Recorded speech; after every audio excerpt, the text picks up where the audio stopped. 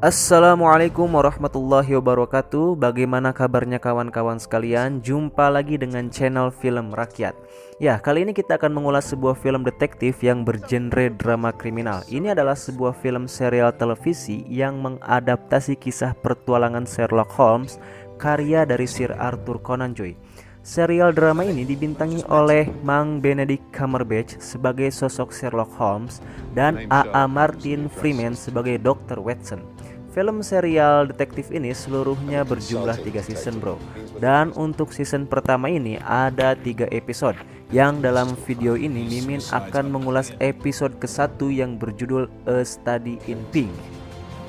Oh ya cuy, sebelum kita masuk ke alur cerita film ini, Mimin ingatkan kembali agar jangan lupa nyalain dulu sebatsnya cuy. Tinyuh kopinya dan let's go. Hujan banjir sudah biasa, hujan sudah reda, namun banjirnya masih tersisa.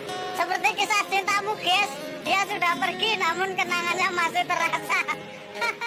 Di awal film kita akan diperlihatkan sebuah adegan baku tembak para tentara, yang ternyata adegan perang ini adalah sebuah mimpi buruk dari seorang pria yang nantinya akan menjalin hubungan baik dengan sosok Sherlock Holmes. Pria ini bernama John Watson. Ia adalah seorang veteran perang yang tengah menjalani pengobatan bersama seorang psikiater akibat mimpi buruknya itu. Kemudian psikiater itu menyuruh agar Watson menulis semua keresahannya dalam sebuah blog agar sedikit membantu kekhawatirannya bro. Scene berpindah ke sebuah tempat di Britania Raya. Terlihat ada seorang perempuan yang tengah menelpon kekasihnya untuk menjanjikan sebuah pertemuan. Tak lama kemudian, setelah selesai bicara, pria yang ditelepon oleh wanita tadi menenggak sebuah pil, lalu kemudian tewas karena pil tersebut. Karena kematian yang tiba-tiba itu, polisi menduga bahwa kejadian tersebut adalah bunuh diri.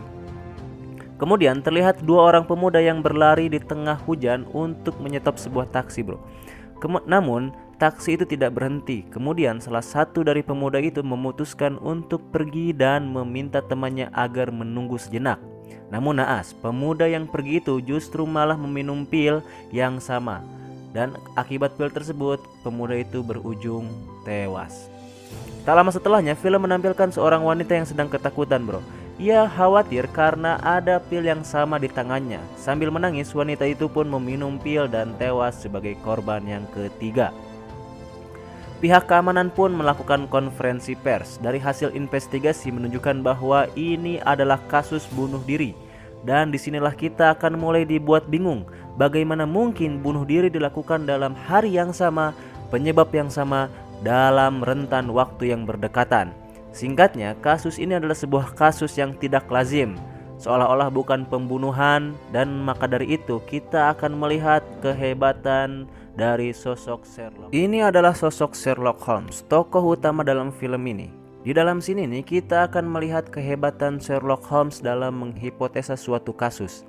Ia mampu membaca kepribadian John Watson padahal mereka baru bertemu selama 1 menit. Hanya dengan meminjam ponsel milik si Watson, Sherlock mampu menebak bahwa Watson adalah seorang veteran perang yang bertugas sebagai dokter dan dipulangkan ke negara asalnya karena mengalami cedera cuy. Padahal si John Watson ini belum ngomong apa-apa. Sampai kemudian si Watson pun jadi terheran-heran. Dia malah bengong-bengong gitu pas dengar penjelasannya si Sherlock. Lagi-lagi kita akan dibuat heran, seorang yang berpakaian seperti wanita terlihat sedang membawa sebuah pil yang ada di dalam botol. Dengan tangan yang bergemetar, wanita itu pun akhirnya mengambil pil tersebut. Scene berpindah ke kediamannya si Sherlock Holmes. Dia tinggal di sebuah flat yang berada di Jalan Baker. Sherlock tinggal di sana bersama seorang nenek yang bernama Nyonya Hudson. Setelah pertemuan dengan Watson di lab tadi, Sherlock ternyata sedang mencari rekan kerja untuk menangani beberapa kasusnya. Dan Watson pun tinggal bersama Sherlock di flat tersebut. Di sini kita akan melihat kamarnya Sherlock. Ternyata di balik kejeniusan yang dimiliki oleh si Sherlock, dia memiliki kamar yang cukup berantakan. Jadi buat kalian yang kamarnya berantakan, jangan khawatir, barangkali kalian itu sejenius si Sherlock bro. Dan di dalam scene ini cerita akan segera dimulai. Nyonya Hudson memberitahu Sherlock bahwa ada 4 kasus bunuh diri yang janggal baru-baru ini. Sebagaimana detektif pada umumnya, Sherlock sangat antusias karena merasa bahwa ini adalah kasus yang menantang sekaligus misterius. Tak lama setelahnya, penyelidik pun datang meminta agar si Sherlock mau memecahkan kasus ini. Tapi Sherlock meminta agar dia tidak bekerja di bawah aturan polisi setempat. Tentu saja dia akan bekerja dengan John Watson, kolega barunya. Singkat cerita, akhirnya mereka pun berangkat menuju TKP. Saat menuju TKP, Watson bertanya banyak hal kepada si Sherlock. Perihal tentang siapa dia dan mengapa Sherlock bisa menebak dengan tepat masa lalu si Watson hanya dalam 1 menit. Dan Sherlock pun menjawab bahwa potongan rambut, cara berjalannya Watson menandakan bahwa dia terkait dengan militer. Tapi gaya bicara sangat berbeda dari militer pada umumnya. Hal itu karena Watson bilang dia dididik di Barracks, yang menandakan dia seorang dokter militer. Kemudian wajah Watson kecoklatan, tapi tidak dengan pergelangan tangannya. Padahal dia tidak pulang dari luar negeri untuk berjemur. Cara berjalannya Watson yang timpang tapi tidak membutuhkan kursi menandakan bahwa adanya perasaan traumatik karena melihat banyak luka di medan perang. Kulitnya yang kecoklatan menunjukkan ia bertugas di Afghanistan atau Irak. Dan juga hanya dengan memegang telepon seluler si Watson, Sherlock bisa menebak HP itu pemberian siapa, untuk apa, diberikannya sejak kapan, sekaligus kepribadian orang yang memberikan HP itu kepada Watson. Di sini Watson akan merasa sangat puas. Akhirnya dia bisa tahu bahwa ternyata si Sherlock bukanlah orang yang sembarangan. Oke, sesampainya di tempat kejadian perkara, kita akan disuguhkan dengan kejeniusan yang ditampilkan oleh si Sherlock, bro. Sherlock melihat mengamati setiap senti objek yang ada di TKP, mulai dari penyidik hingga struktur bangunan.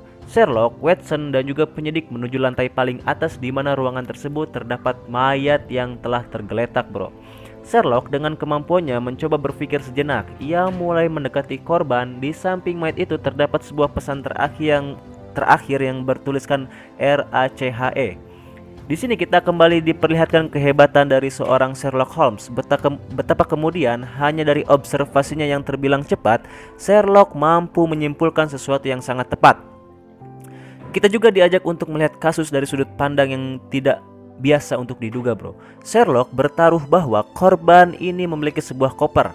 Hal itu disebabkan karena adanya bukti cipratan air hujan yang membekas di betis kaki kirinya.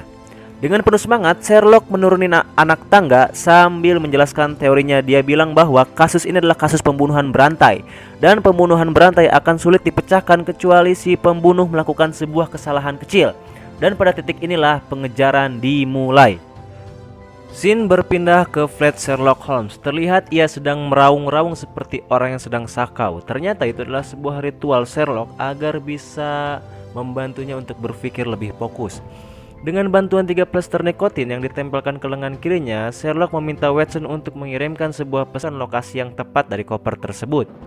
Kemudian telepon masuk mengisyaratkan Sherlock harus bergerak kembali. Kenapa? Karena SMS yang dikirim Watson tadi adalah sebuah pancingan untuk si pembunuh.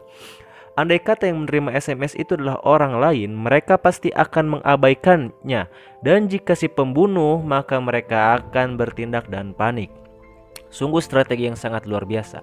Selanjutnya, Sherlock dan Watson menunggu pembunuh itu datang ke lokasi yang sudah direncanakan. Sherlock mengamati dari balik jendela restoran setiap orang yang berlalu lalang di sana. Sampai kemudian ada sebuah mobil taksi yang berhenti. Karena mencurigakan, Sherlock pun menghampirinya. Namun taksi itu terlebih dahulu melaju untuk kabur. Akhirnya Sherlock dan Watson pun berlari mengejar taksi tersebut. Dengan kemampuan daya ingat yang luar biasa, Sherlock memotong jalan lewat gang-gang ibu kota. Namun saat terjegat, ternyata di dalam taksi itu Sherlock tidak mendapatkan apa yang ia kira. Akhirnya pengejaran pun gagal. Tapi apakah demikian? Oke, semua akan terjawab di ending, lur.